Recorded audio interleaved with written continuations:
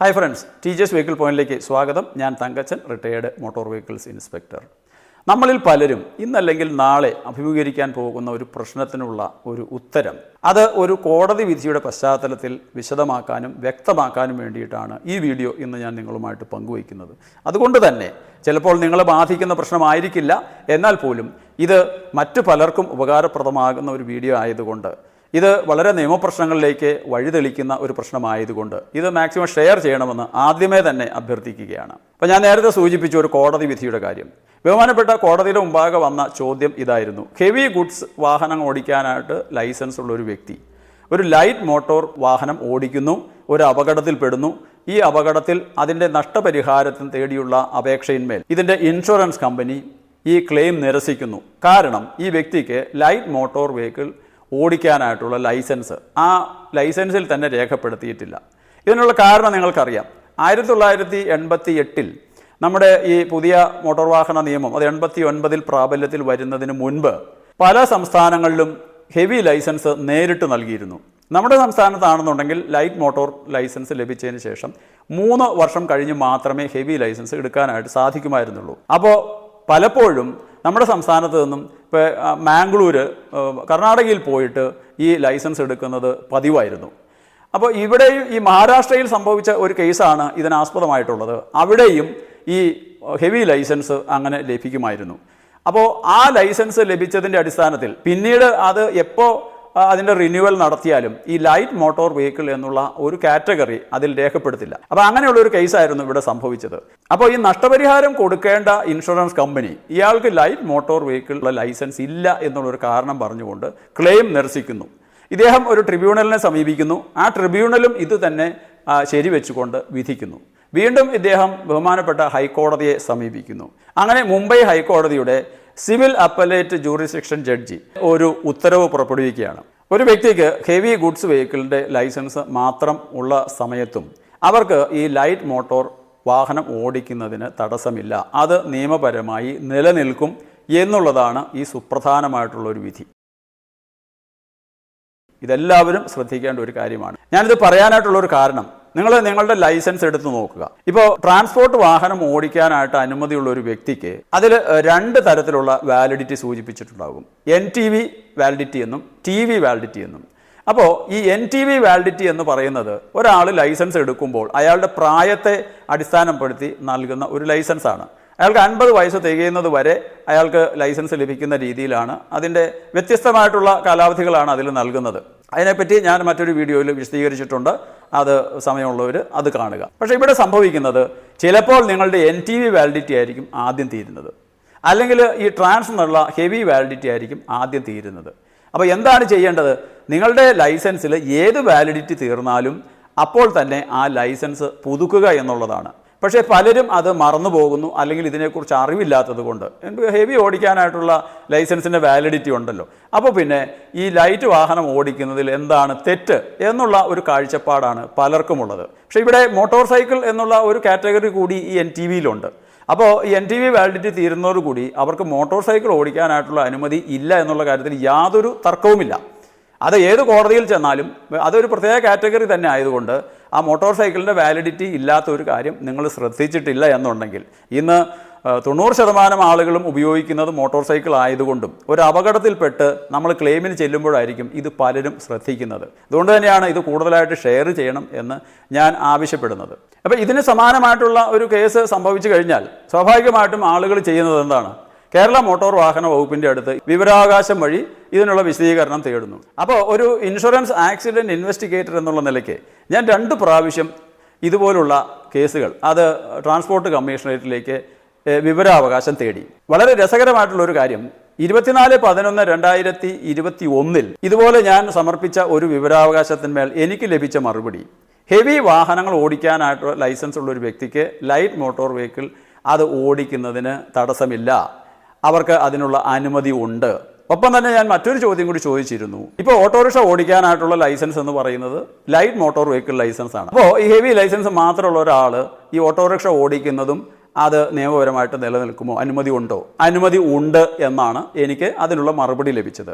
എന്നാൽ 13/9/2023 ഞാൻ മറ്റൊരു വിവരാവകാശം ട്രാൻസ്പോർട്ട് കമ്മീഷണറേറ്റിലെ പബ്ലിക് ഇൻഫർമേഷൻ ഓഫീസർക്ക് സമർപ്പിക്കുകയും വളരെ രസകരമായിട്ടുള്ള ഒരു മറുപടിയാണ് എനിക്കതിന് ലഭിച്ചത്. നിങ്ങളുടെ ഹെവി വാഹനം ഓടിക്കാനായിട്ടുള്ള ലൈസൻസിൻ്റെ വാലിഡിറ്റി നിലനിൽക്കെ നിങ്ങളുടെ മോട്ടോർ സൈക്കിൾ LMV അതിൻ്റെ ആ NTV വാലിഡിറ്റി തീർന്നു പോയി കഴിഞ്ഞാൽ നിങ്ങൾക്ക് ഈ ലൈറ്റ് മോട്ടോർ വെഹിക്കിൾ അല്ലെങ്കിൽ ആ ഒരു കാറ്റഗറിയും ഓടിക്കാനായിട്ടുള്ള അനുമതി ഇല്ല എന്നാണ് എനിക്ക് ലഭിച്ച മറുപടി. അപ്പോൾ നമ്മൾ ഇപ്പോൾ ബഹുമാനപ്പെട്ട ഹൈക്കോടതിയുടെ വിധി പ്രസ്താവം ശ്രദ്ധിക്കുക. ഹെവി ഗുഡ്സ് വാഹനം ഓടിക്കാനായിട്ട് ലൈസൻസ് ഉള്ള ഒരാൾക്ക് ഈ LMV ഓടിക്കാനായിട്ട് തടസ്സമില്ല എന്നുള്ളതാണ് ബഹുമാനപ്പെട്ട കോടതിയുടെ വിധി പ്രസ്താവം എന്നുള്ള കാര്യം മനസ്സിലാക്കുക. എന്നാൽ ഇപ്പോൾ നമുക്ക് ഇതിൽ ട്രാൻസ്പോർട്ട് കമ്മീഷണറേറ്റിലെ പബ്ലിക് ഇൻഫർമേഷൻ ഓഫീസറിനെ തെറ്റു പറയാനായിട്ട് സാധിക്കില്ല. കാരണം അത് ഇപ്പോൾ എറണാകുളം RTO ഓഫീസിൽ നിന്ന് നൽകിയിട്ടുള്ള ഒരു ലൈസൻസാണ്. ഇപ്പോൾ വാലിഡിറ്റി ഉള്ളത് അത് എറണാകുളം RTO ഓഫീസാണ് സൂചിപ്പിക്കുന്നതെങ്കിൽ എറണാകുളം RTO ഓഫീസിലെ പബ്ലിക് ഇൻഫർമേഷൻ ഓഫീസർക്ക് നിങ്ങളൊരു വിവരാവകാശം നൽകുന്നു. അദ്ദേഹം അവരുടെ രേഖകൾ പരിശോധിക്കുന്നു. അതിൽ നിന്ന് മനസ്സിലാക്കുന്നത് ഇയാൾക്ക് ഹെവി ലൈസൻസ് അല്ലെങ്കിൽ ട്രാൻസ് ലൈസൻസിൻ്റെ വാലിഡിറ്റി ഉണ്ട്, മോട്ടോർ സൈക്കിൾ LMVയുടെ വാലിഡിറ്റി തീർന്നു, അത് പുതുക്കിയിട്ടില്ല. അതിൻ്റെ അർത്ഥം എന്താണ്? ആ വാഹനങ്ങൾ ഓടിക്കാനായിട്ടുള്ള അനുമതി RTO ഓഫീസിൻ്റെ ഭാഗത്ത് നിന്ന് നൽകിയിട്ടില്ല. എന്നാൽ നമ്മൾ സ്വാഭാവികമായിട്ടും ചിന്തിക്കുന്നത് പോലെ ഇപ്പോൾ ഹെവി ഓടിക്കുന്ന ഒരാൾക്ക് ഒരു ലൈറ്റ് വാഹനം ഓടിക്കുന്നതിൽ എന്താ കുഴപ്പം? കാരണം ഇത്രയും വലിയ വണ്ടി ഓടിച്ചുകൊണ്ട് നടക്കാമെന്നുണ്ടെങ്കിൽ അയാൾക്ക് ഈ ലൈറ്റ് മോട്ടോർ വാഹനം ഓടിക്കുന്നതിൽ എന്താണ് തെറ്റ്? അപ്പോൾ നിങ്ങൾ ചോദിക്കും, എന്നാൽ പിന്നെ ഒരു മോട്ടോർ സൈക്കിളും അതുപോലെ തന്നെ ചെറിയ വണ്ടിയല്ലേ, പക്ഷേ അത് ഇരുചക്ര വാഹനമാണ്. എന്നാൽ ഓട്ടോറിക്ഷയോ അതിൻ്റെ കേസിലും അത് മുച്ചക്ര വാഹനമാണ്. നേരത്തെ നമുക്ക് അങ്ങനെ ഒരു വിധി കിട്ടുമായിരുന്നില്ല. പക്ഷേ ഓട്ടോറിക്ഷ ഓടിക്കാനായിട്ട് ഇപ്പോൾ 4 ചക്ര വാഹനം ഓടിക്കാനായിട്ടുള്ള LMV ഉള്ളത്, അതങ്ങനെ അനുമതി ഉള്ളത് കൊണ്ട് നിങ്ങൾക്ക് ഹെവി ഉണ്ടെങ്കിലും ഈ മുച്ചക്ര വാഹനം ഓടിക്കാനായിട്ടുള്ള അനുമതി ഉണ്ട് എന്നുള്ള ഒരു മറുപടി എനിക്ക് നേരത്തെ ലഭിച്ചു. അപ്പോൾ ആരും ഈ നിയമത്തെ വ്യാഖ്യാനിക്കാനായിട്ട് തയ്യാറാകില്ല. അതൊരു RTO ആണെങ്കിൽ പോലും അതിന് ചെയ്യാറില്ല എന്നുള്ളതാണ് നമ്മൾ മനസ്സിലാക്കേണ്ട ഒരു കാര്യം. അപ്പോൾ ബഹുമാനപ്പെട്ട ഹൈക്കോടതി ഇതിൽ കണ്ടെത്തിയത്, ഇപ്പോൾ എന്തായാലും ഒരാൾ ഒരു ഹെവി ലൈസൻസ് അയാളുടെ കൈവശമുണ്ട്, അയാൾക്ക് ലൈറ്റ് മോട്ടോർ വെഹിക്കിൾ ലൈസൻസ് ലഭിച്ച് 1 വർഷം കഴിഞ്ഞതിന് ശേഷമോ അല്ലെങ്കിൽ 3 വർഷം കഴിഞ്ഞതിന് ശേഷമോ ആയിരിക്കാം ഇയാൾ ഹെവി എടുത്തിട്ടുള്ളത്. അല്ലെങ്കിൽ ഇത് നൽകിയ ഈ ലൈസൻസിങ് അതോറിറ്റി അത് ബോധ്യപ്പെട്ടതിന് ശേഷം ആയിരിക്കണമല്ലോ ഈ ഹെവി നൽകിയത് എന്നുള്ള ഒരു വ്യാഖ്യാനത്തിൻ്റെ അടിസ്ഥാനത്തിലാണ് ബഹുമാനപ്പെട്ട ഹൈക്കോടതി ഇങ്ങനെ ഒരു വിധി പ്രസ്താവം നടത്തിയിട്ടുള്ളത്. എന്നാൽ ചിലപ്പോൾ ഇനി മറ്റൊരു കേസിൽ മറ്റൊരു ജഡ്ജ് ഇതിന് ഘടകവിരുദ്ധമായിട്ട് വിധി പ്രസ്താവം നടത്താനായിട്ടുള്ള സാധ്യത ഇല്ലാതില്ല. അത് ഞാൻ പ്രത്യേകം എടുത്തു പറയാനായിട്ടൊരു കാരണം, ഇപ്പോൾ നമ്മൾ ലേണേഴ്സ് ലൈസൻസ് എടുത്തതിന് ശേഷം ഒരു മോട്ടോർ സൈക്കിൾ ഓടിക്കുന്ന വ്യക്തിയുടെ പുറകിൽ ഒരു ഇൻസ്ട്രക്ടർ ഉണ്ടായിരിക്കണം എന്നുള്ള രീതിയിലാണ് പലപ്പോഴും വിധി പ്രസ്താവം വരുന്നത്. എന്നാൽ ഈ മോട്ടോർ വാഹന ചട്ടം അത് തലനാരിയുടെ കീറി പരിശോധിക്കുന്ന ഏതൊരു വ്യക്തിക്കും മനസ്സിലാകും, ഈ ചട്ടം 3B പറഞ്ഞിട്ടുള്ള പോലെ സുരക്ഷിതമായിട്ട് അരികിൽ ഇരുന്നുകൊണ്ട് ഒരു വ്യക്തിക്ക് അയാളുടെ ഈ പരിശീലനം നടക്കുന്ന സമയത്ത് ഇൻസ്ട്രക്ഷൻസ് നൽകാനോ അയാൾക്ക് ഈ പറയുന്ന ഡ്രൈവിങ്ങിൽ കൂടുതൽ പരിജ്ഞാനം നേടാനോ ഉള്ള ഒരു സമയത്ത് സുരക്ഷിതമായിട്ട് ആ വാഹനത്തിൻ്റെ മറ്റ് കൺട്രോൾസ്, അതായത് ബ്രേക്ക്, ക്ലച്ച്, ആക്സിലറേറ്റർ ഇവ ക്രമീകരിച്ചുകൊണ്ട് ഒരു മോട്ടോർ സൈക്കിളിൻ്റെ പുറകിൽ ഒരിക്കലും ഒരാൾക്ക്, ഒരു ഇൻസ്ട്രക്ടർക്ക് സഞ്ചരിക്കാനായിട്ട് സാധിക്കില്ല. അതുകൊണ്ട് തന്നെയാണ് അങ്ങനെ ഒരു പ്രോവിസോ കൊടുത്തിട്ടുള്ളത്. അപ്പോൾ അത് സംബന്ധിച്ച് ഞാൻ കഴിഞ്ഞ 2 ആഴ്ചയ്ക്ക് മുമ്പ് ഒരു വീഡിയോ ഇട്ടിട്ടുണ്ടായിരുന്നു. അത് ജനങ്ങൾ ഏറ്റെടുത്ത് അത് ഈ പൊതുസമൂഹത്തിൻ്റെ മുൻപാകെ ഒരു ചർച്ചയ്ക്ക് വന്നാൽ മാത്രമേ നിയമവിദഗ്ധർക്ക് അത് കൃത്യമായിട്ട് അത് വ്യാഖ്യാനിക്കാൻ സാധിക്കുകയുള്ളൂ. പക്ഷേ പലപ്പോഴും നമ്മൾ കണ്ടിട്ടുള്ള ഒരു കാര്യം, ഇങ്ങനെയുള്ള കാര്യങ്ങൾക്കൊന്നും ആർക്കും വലിയ താല്പര്യമൊന്നുമില്ല. അത് നമ്മുടെ കുഞ്ഞുങ്ങൾക്ക് അല്ലെങ്കിൽ നിങ്ങൾക്ക് തന്നെ സംഭവിക്കാൻ ഇടയുള്ള ഒരു കാര്യമാണ്. നമ്മളൊരു ലേണേഴ്സ് ലൈസൻസ് എടുത്തതിന് ശേഷം എപ്പോഴും ലൈസൻസ് ഉള്ള ഒരു വ്യക്തി നമ്മുടെ പുറകിൽ ഉണ്ടാവുന്ന ഒരു സാഹചര്യം അത് വളരെ ബുദ്ധിമുട്ടുള്ള ഒരു കാര്യമാണ്. പലപ്പോഴും അപകടം നടന്നതിന് ശേഷം ഞാൻ ആ വീഡിയോയിൽ തന്നെ പറഞ്ഞിട്ടുള്ളതുമാതിരി പോലീസിനെ സ്വാധീനിച്ചുകൊണ്ട് അതിൻ്റെ പുറകിൽ ഏതെങ്കിലും അമ്മാവനോ അല്ലെങ്കിൽ ചേട്ടനോ ഉണ്ടായിരുന്നു എന്ന് വരുത്തി തീർക്കുന്നു എന്ന് മാത്രമേ ഉള്ളൂ. ഇൻഷുറൻസ് കമ്പനിയെ സംബന്ധിച്ചിടത്തോളം അത് ഒരു ആവശ്യവുമാണ്. ഇല്ലെങ്കിൽ ഇൻഷുറൻസ് കമ്പനി കേസിന് പോകും. എന്നാൽ ഇവിടെയും നമ്മൾ ശ്രദ്ധിക്കുമ്പോൾ വ്യത്യസ്തമായിട്ടുള്ള വിധികൾ പല കോടതികളും നൽകിയിട്ടുണ്ടെന്നുള്ളതാണ്. ഒരു കോടതി വിധിച്ചിട്ടുള്ളത് ലേണേഴ്സ് ലൈസൻസ് ഉള്ള ഒരു വ്യക്തിയുടെ പുറകിൽ ഒരു ലൈസൻസ് ഉള്ള ഒരു വ്യക്തി ഇല്ലെങ്കിൽ ആ ക്ലെയിം നിരസിക്കാം. എന്നാൽ വേറൊരു ജഡ്ജ് ഇതേപോലെ തന്നെ സമാനമായിട്ടുള്ള ഒരു സാഹചര്യത്തിൽ വിധിക്കുന്നതാണ് ലേണേഴ്സ് ലൈസൻസ് ഉള്ള ഒരു വ്യക്തിയുടെ പുറകിൽ ലൈസൻസ് ഉള്ള ഒരു വ്യക്തി ഇല്ലെങ്കിൽ കൂടിയും അയാൾ വാഹനം ഓടിക്കുന്നത് നിയമപരമായിട്ട് ശരിയാണ് എന്നുള്ള രീതിയിലുള്ള വിധി പ്രസ്താവവും കാണാം. അപ്പോൾ പലപ്പോഴും നമുക്കറിയാം, നമ്മുടെ ഗോവിന്ദചാമിയുടെ കേസിൽ ഒരു കോടതി തൂക്കിക്കൊല്ലാൻ വിധിച്ചു, മറ്റൊരു കോടതി അയാൾക്ക് ജീവപര്യന്തമായിട്ട് ശിക്ഷ വിധിച്ചിട്ടുള്ള ആ സാഹചര്യങ്ങളെല്ലാം നമ്മൾ പരിശോധിക്കുമ്പോൾ ബഹുമാനപ്പെട്ട കോടതി വിധികളെ നമുക്ക് അതിനെതിരെ പോകാനായിട്ട് സാധിക്കില്ല. അത് കോടതി അലക്ഷ്യമായിട്ട് മാറും. അപ്പം അതുകൊണ്ട് തന്നെ ഓരോ സാഹചര്യങ്ങളെ വിലയിരുത്തിക്കൊണ്ടാണ് ബഹുമാനപ്പെട്ട കോടതികൾ ഉത്തരവ് പുറപ്പെടുവിക്കുന്നത്.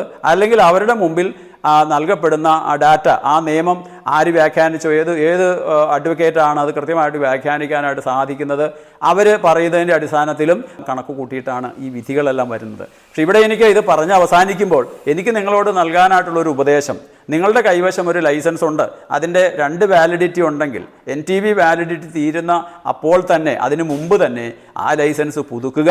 ഇപ്പോൾ TV വാലിഡിറ്റിയാണ് ആദ്യം തീരുന്നതെങ്കിൽ ആ ലൈസൻസ് അപ്പോൾ തന്നെ പുതുക്കാനായിട്ടുള്ള സംവിധാനം ചെയ്യുക. ഇപ്പോൾ ലൈസൻസിന് ഗ്രേസ് പീരീഡ് ഇല്ല എന്നുള്ളൊരു കാര്യം പ്രത്യേകം ഓർമ്മിപ്പിക്കുക. ഇന്ന് ലൈസൻസ് തീർന്നിട്ടുണ്ടെങ്കിൽ നിങ്ങളുടെ ഈ പറയുന്ന വാഹനം ഓടിക്കാനായിട്ടുള്ള നിങ്ങളുടെ അനുമതി അവിടെ അവസാനിച്ചു.